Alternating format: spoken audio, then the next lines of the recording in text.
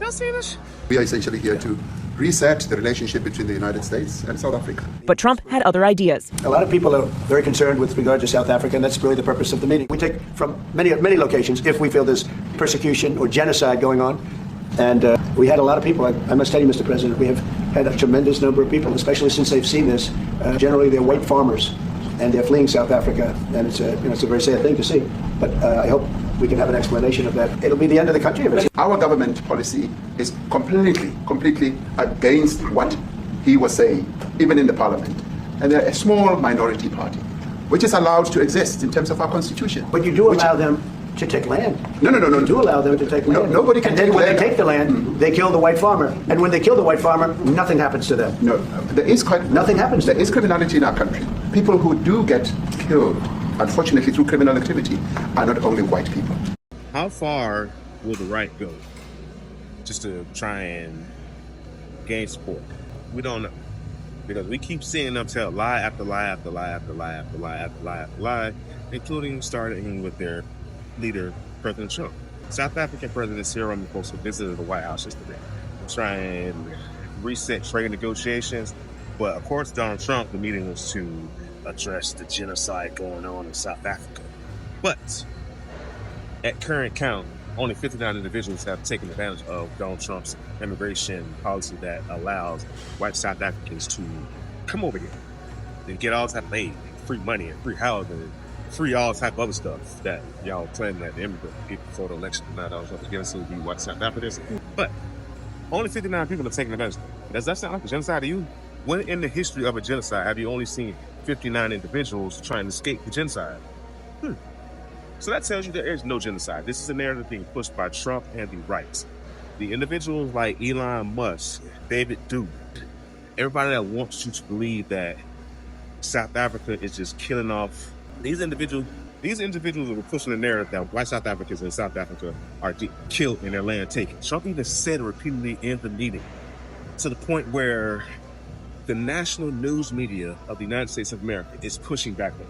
That just shows you just where we're at in the United States of America. The agricultural minister of South Africa, a white man, he was in the meeting, he had enough of it, and he had to speak up. Mr. President, thank you for welcoming us to the White House. I would say we have a real safe problem in South Africa. I don't think anyone wants to candy coat that. And it requires a lot of effort to get on top of it. It's going to require more policing resources. It's going to require a different strategy to be able to deal with it. But certainly the majority of South Africa's commercial and smallholder farmers really do want to stay in South Africa and make it work. And I've just come from the largest agricultural show in the Southern Hemisphere with organized agriculture and farmers, and the majority of them want to stay. But they too, have a memorial to those who died as a result of farm attacks. And as the Minister of Agriculture, it is something that I'm particularly exercised with my colleagues at police and my colleagues in the justice cluster to start making farm attacks and stock theft a priority crime.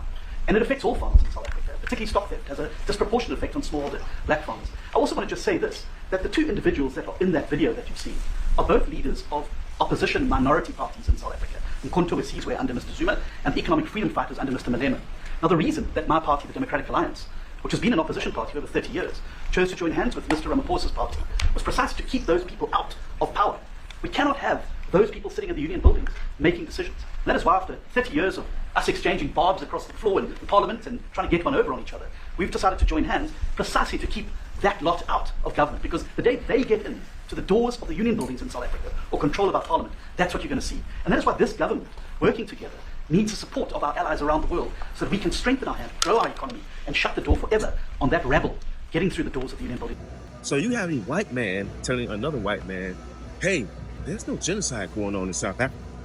But Donald Trump ain't believe that.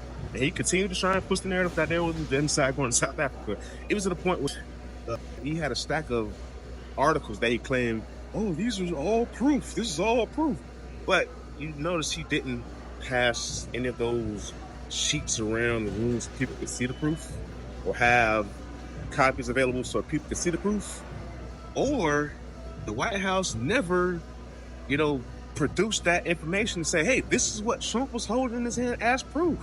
When everybody's saying he's lying, they could just say, hey, these are the articles that he had. But they're not doing that because it's a lie. Trump even put up a clip of a minority opposition leader, talking about revolution. And to combat that the agriculture ministry even said, hey, we have joined forces to keep them out of the government, because if they get in the government, put power in the government, then you're right. There will be a mass exodus of white South Africans, because they will be fleeing terror. They will be fleeing killings. They will be fleeing the genocide that you talk about happening now under our party, but we're not doing that. And to cap it all off, a reporter in the room asked the question, how so? What would it take for you to be convinced that there's no white genocide in South Africa? Well, I can answer that for the president. It will take President Trump listening to the voices of South Africans, some of whom are his good friends. I'm sorry, I don't have a plane to give you. I wish you did. I would take it. If your country offered the United States Air Force a plane, I would take it. Okay. Now, did you catch that part of the video where the South African president jumped in there and said, hey, I wish I had a plane to give you? And Donald Trump said, if you had a plane to give you, I'd accept it. He didn't say the Department of Defense would accept it. That shows you this really was a bribe. Side note, that gift from Qatar is going to cost U.S. taxpayers over $1 billion to convert that thing into Air Force One. Aside from the security risk that is posed from having another country give you a vehicle to use for official purposes. I wonder how many tracking devices are set in that plane.